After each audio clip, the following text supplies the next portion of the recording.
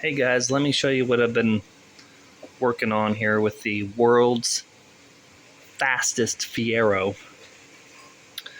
It's been running good. I noticed a little small puddle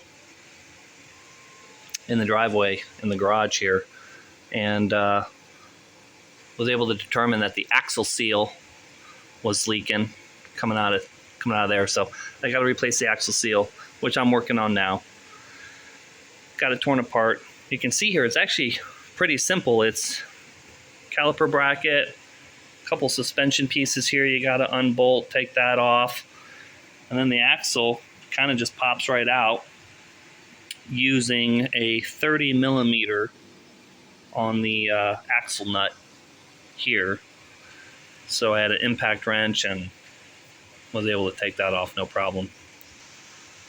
And then what you just kind of do is you just kind of wedge, I just kind of wedged a little thing in between the transmission and the axle here and was able to pop that axle out.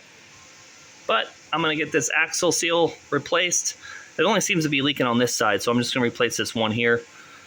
And once I'm done with that, we'll be back on the road. All right, guys, just a little update on the world's fastest Fiero. Just wanted to keep you guys updated. Take care.